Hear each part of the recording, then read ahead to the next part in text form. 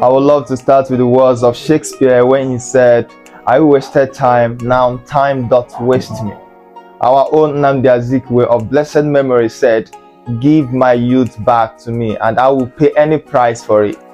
It's ridiculous how we treat our time. At one instance, we seem at peace at its passing, and at another instance, we squander it and regret every moment. It wouldn't be frustrating if we do not know we could do better. The problem lies in the obstacle that stops us from doing it more often. Todd Duncan described these obstacles as time traps. You see, you can never stop or buy time. You can only control how you use it. Sadly, many of us are victims of time. We devalue, squander, and abuse time, and we even allow others to steal our time. Time is life. Time is the measurable existence of life. Time is life given in doses. Time is a piece of eternity. If you're waiting on eternity and you cannot account for the little time you already have, then you shouldn't have more. You should stop expecting for more. At times you see some people say they don't have money to start a business, they don't have this, they don't have that.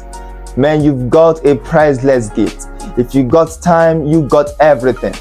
In the business world, time is money. So my friend, if you are broke, it is because you use your time to be broke. So I'm gonna be explaining 7 strategies you can use to manage your time well and be effective and successful. So number 1 is identify your bad habits with time and change them. It is not as much about learning as it is about unlearning. It is essential you recognize how your old ways of thinking and acting has gotten you exactly where you are right now. If the first thing you do when you wake up in the morning is to reach out to your phone, when you're working, when you're studying, when you're carrying out a serious task, you've got this compelling force to pick up your phone, then it is time for you to change. Number 2, document your plan. In other words, write down your priorities. A life without plan has no meaning. A life without plan is not worth living. Hey, without plan, the people perish. Write down your plans. Make sure that while you're making these plans, that you consider your passion first. Of course, this is because you cannot afford not to love what you do with your time. Number 3, plan to give up all for your plans. You must be willing to protect your priorities. Here is a secret. One way to do this is to delegate minor tasks to others. So if they can deliver 80% of results to you, you are okay. At least you have enough time to invest in more pressing issues and priorities of your life. Hear me, you have more pressing issues to attend to and you're busy wasting your time doing things somebody else can do for you. You are not reserving yourself for best use. You are missing your life, your passion. The problem is how we have traded effectiveness for business. We are too busy achieving nothing. So one thing you must do is to hire others for your minor tasks. So number 4, identify distractions and run from them. You see, not every opportunity or invitation is a blessing. Sleep can be a distraction. So what you are and what you become depends on how you use your time. The billionaire and the poor all have equal amount of time every day. The black and the white, the Indian and the Asian, we all got the same amount of time every day, 24 hours. So if you sleep for 8 hours every day, that is 1/3 of your life being spent on sleep. And by the time you're 75 years, you've slept 25 years of your life. The whole 25 years. What a record. Why not spend time to sit, think, and plan? This might be a higher priority than all the chaotic agenda we surround ourselves with. Complaint is a distraction. Choose to focus on solutions over obstacles. Responsibility is the price for greatness. Avoid complaining and take responsibility. You see, you got to be smart when you attend to other people's urgencies and interests. They can be a distraction.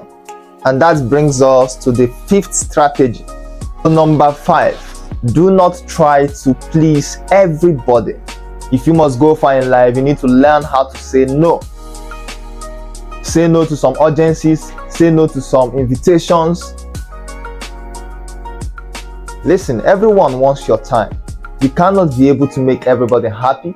Half of the folks that smiles at you don't like you, so get over it. You want to put up something with you and you get busy achieving nothing while they use their time to achieve something more important and meaningful for their life. You got to be wise, my friend. You got to be wise. Number 6, it's never too late to start. Wasted a lot of time already. Now is the right time to start. Forget about the past. Pursue and design the future. You've wasted enough time already. Forget about the things you couldn't accomplish in the past. Don't be your own depression. Pick up yourself and forge ahead. You see, no raw material has its real value. It has to be refined if you must get the best out of it. Pain is inevitable, but suffering is optional. You have to choose between facing the pain to become successful or avoiding it to live in suffering. The goal is not to resist painful experiences or grasp at pleasant ones. The stimulus for greatness is adversity. So no matter what you're facing right now, always remember, God prepares great men for great tasks by great trials. Number 7, you must evaluate your life. If you're not impressed with the outcome, then you need to ask yourself why. What are the things you are not doing well? What could you have done to get it right? This gives room for an improvement. You know, Plato said, and I quote, "The life which is unexamined is not worth living." You have to redeem your time by reviewing it. You can watch more empowering and supporting videos on my YouTube channel. So make sure you subscribe, as I will be releasing more of these videos every week. The goal is to drastically reduce mediocrity while raising great men and women through the platform. So in conclusion, your life is a reflection of how you use your time, and the worth of every man is a function of his time.